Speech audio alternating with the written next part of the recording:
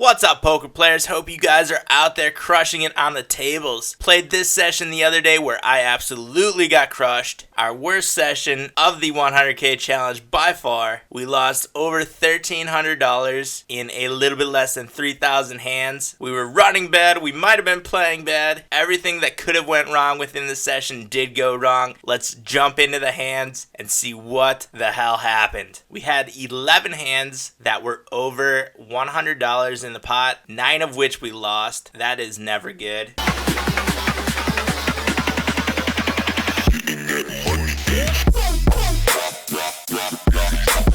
First one we're taking a look at is at the 100 NL table. We are shorthanded, 6 players being dealt into this one, and we have pocket 10s playing from the hijack seat. We open to $3, and we get a 3-bet from the small blind. It is a large 3-bet, but we only have 52 hands on this player. Could be a recreational player, has a high 3-bet percentage of 10.5%. So I do make the call in position against this player, and we see a heads-up flop, $27 in the pot, and we flop top set. Absolutely perfect for our pocket 10s. Small blind checks. We put in a bet of $16, a little bit less than 2/3 pot, and we get a call from our opponent. There is now $59 in the pot, and we have 71 left in our stack. Going into the turn, which is an ace of hearts. There could be a few suited connectors within this player's 3-bet range from the small blind, but probably only limited to 7-8 or 8-9 with the 10 and the 6 on the board. Maybe a 5-4. So that's not many hands that we are now behind, but there is the additional flush draw out there which could connect with some of the pairs that could be 3-betting from this spot. They again check, and we bet $29 here. I think a little bit larger of a bet could have been in order, but we were planning on getting it all in on the river anyway. We have 42 left in our stack after that, and we do get a call, and there of course is the deuce of hearts on the river and a bet into us. It's $42 for us to call into a pot of 160. We are getting 3.79 to 1 on our money. We only have to be right 21% of the time, and we are way beyond committed. So I do make the call, and we wind up losing this $200 pot. Not a good start. And we are still at the 100 NL table. Playing from the big blind, we have pocket 4s. We have a player posting from under the gun +1. Ice Bank myself puts in an isolation bet, $4. From middle position, we get a call from the cutoff. We get a call from the small blind. We also call in the big blind, and 4 of us see a flop, which is 8 high, 2-tone. We have bottom set. Ice Bank puts in a continuation bet of a little bit larger than 2/3 pot. This is a very low board, pretty draw heavy, lots of possible hands out there. We get a call from the small blind, and now we have the option to put in a raise here, trying to deny some equity to some of the big draws that could be out there, or just make a call and disguise our hand a little bit against 2 regular players, which is what I elect to do. The turn is the 10 of diamonds. Does not help many draws out there. I don't see any 7-9s really being in either of these players' ranges. There could be pocket 10s maybe that now took the lead, but that's really about it. We check once again, trying to induce some bets from Ice Bank with possible big pairs, and we can get Immortal to also make a call here, and then we will be able to get our chips in, most likely being in the lead. Immortal folds though, and we get the rest of our chips in and see that we are up against another set, just a cooler here. That's a tough spot, and a big pot goes the opposite direction. And now we have pocket aces playing from the cutoff. We open to $3, and we are facing a 3-bet from the button. Put in a 4-bet, make it 27 to see a flop, and we get a call. There's 55.50 already in the pot, 83.68 left in our effective stack, and there is a good chance all of that is going to be going in the pot pretty quickly, since we are about 1.5 to 1 stack to pot ratio. But that is a pretty terrible flop for pocket aces, although we do have the backdoor nut flush draw as well as a draw to the Broadway with a 10, but we could see hands like pocket jacks, maybe pocket queens, possibly ace king playing it this way. Maybe we'd get a call from king queen, but I think that's going to be towards the bottom of his range. I check, trying to induce a few bluffs. We get a bet of $23, just make a call here, and there is a second queen on the turn. Check once again. This time they get the rest of their chips in. That That second queen pretty much eliminates pocket queens from the range. There still could be pocket jacks, maybe an ace king out there, possibly pocket tens trying to bluff us off a hand. We are getting 2.67 to 1 on our money here. We only have to be right 27% of the time. And I do make a call, and we see the chips go the opposite direction with the flopped straight, and didn't really see that one coming. I guess I could have put that hand within their range too, but didn't think they would be calling a 4-bet pre-flop with that one. And now we are jumping up to the 200 NL table. We have ace king playing from middle position, and we open to $6. We get a 3-bet from the cutoff. It's a large 3-bet, 23-20, and Gus Avocados is a player that has been sitting at a few of our tables. We've never played against this player before. I did get some reads pretty quickly.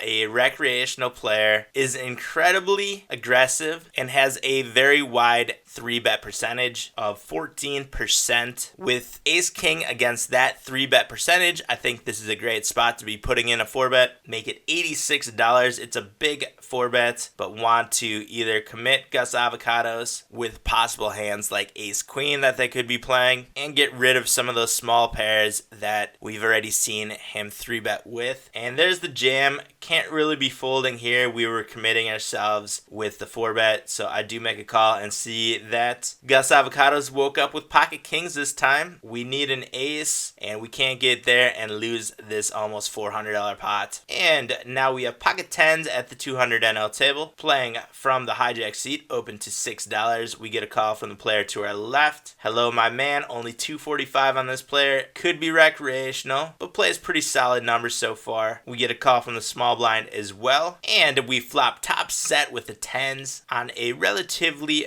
dry board. Put in a continuation bet of 1266. We get a call from the cutoff. Small blind gets out of the way, and we see a turn, which is the 6 of hearts, bet $28, and we get a call. The river is the queen of diamonds. The only hand that really got there would be an 8-9, most likely suited, possibly a 5-4. I don't think we're going to be running into too many 5-4s though. And so I jam the rest of our chips in, only being behind 4 combinations of suited 8-9s. It looks a little bit like a bluffy bet here too, being over pot jamming. I think we could possibly get some 10s to call in this spot. We could get a queen that hits it on the river, or if they were playing something like pocket jacks, maybe we'd get a call. So I think the set of 10s plays pretty well, but we run up against one of the hands that we didn't want to see, one of those combinations of 8-9 suited, and we wind up losing another $400 plus pot. You could also argue for checking on the river here, trying to bluff and deuce to a player who bets 55% of rivers. That's pretty high, but this player also does not fold to any river bets, hasn't folded to a river bet yet, so that was kind of a tough spot. What would you guys do here? Would you check call to try to bluff and deuce, or would you put in a big bet here trying to cash in on a player who does not fold very often or at all to river bets? There's probably only a few combinations of draws that missed and more hands within a river calling range with some showdown value, but let me know what you guys think down in the comment section below. And now we have pocket sixes at the 200 NL table, playing from the hijack seat. We get an open from under the gun to 440 from Gus Avocados. We got in hand with that player earlier. We get a call from the button, small blind, and we see a 4-way flop, which is 996. We flop a boat. We get a continuation bet from Gus Avocados. We just make a call here, and we get a call from the button as well. Button is recreational, high VPIP, 27%. We get the 8 of diamonds on the turn. There are now a few more draws out there. This time Gus checks, and we are going to be trying to build a pot here so we can get a lot of chips in by the river. We put in a bet of 33.81, and we get a call from the button. Gus gets out of the way. There's 121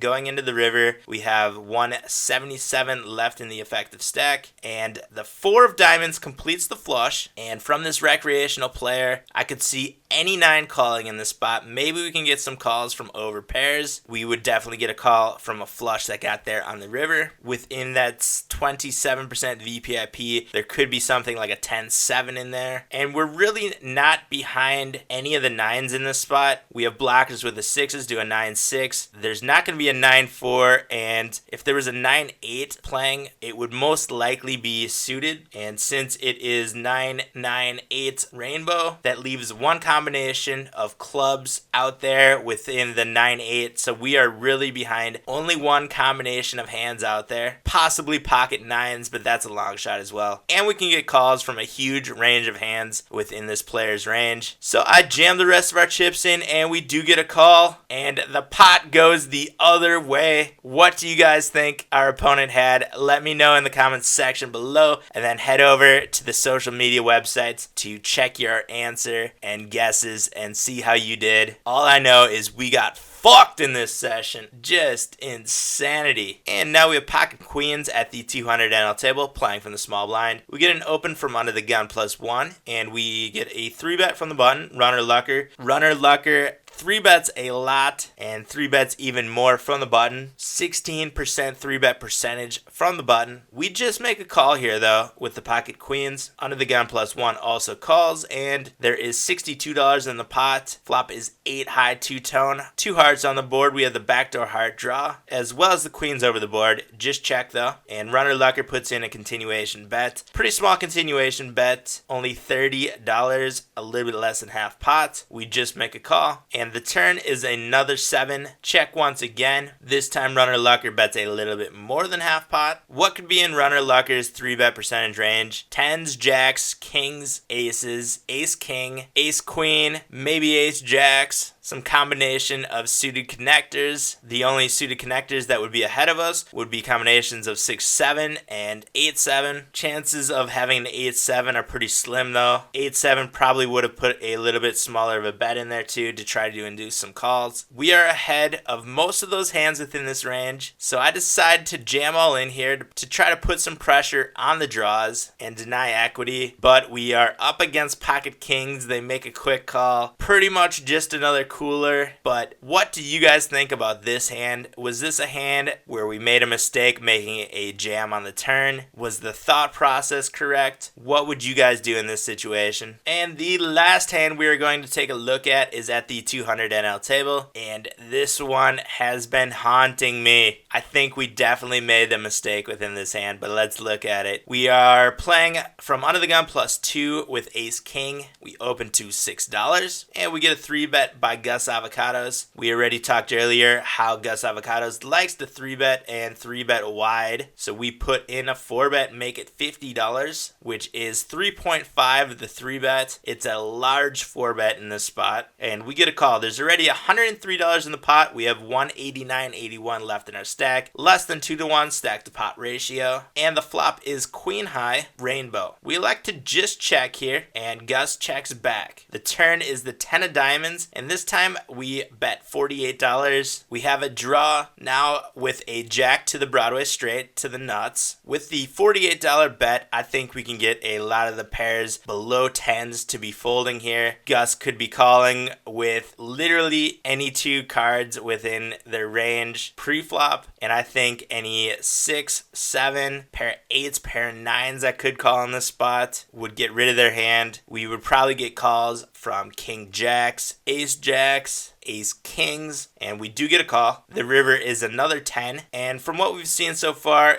Gus really isn't a thinking player, but I could be wrong about that. We don't have that much experience against this player, so they might not be able to put the 10s out of our range, which I think should be done. I think our range is pretty much aces, kings, ace kings, queens, maybe jacks, but not many combinations with 10s in them, so maybe that is a bad card to be putting in a big river bluff with. which is exactly what we do. But again, I think we can get hands like pocket jacks, nines, any of the draws that missed, which could be very extensive, or we could maybe get a call from one of the big draws like an ace jack, putting us on a draw as well. But we would definitely get hands like sixes, sevens, eights, nines, fives, fours, all the way down to fold out in the spot with a bet like this. But you don't want to be bluffing against fish because they will call you with hands like 5-7, which is exactly what happens. $142 call with a 5-7. It's a great call. It worked out. And there goes $480 the opposite direction. That was a terrible session, you guys. Give me your critiques down below. Put your guesses to the hidden hand in the comment section as well. Looks like we might have to jump down below the 200 NL for a little while. The current bankroll is at $3,070. We took a big hit there and we are on a downslide once again. Let's move down some limits. Let's get our feet back underneath us and we will be back soon. Not worried about it. We have a ton of combat points. We're going to get in some tournament sessions. We're going to do some live streaming. So make sure you guys hit that subscribe button so you don't miss out on any of the future videos or live streams. Turn on your notifications as well so you will be notified when I do go live and when new videos get posted. Give this video a thumbs up if you enjoyed it. If you learned something today or you are supporting me within this downswing that we are currently on, I need that support, you guys. And I will be back soon with a new video, but until then, I'll see you guys out on the virtual felt.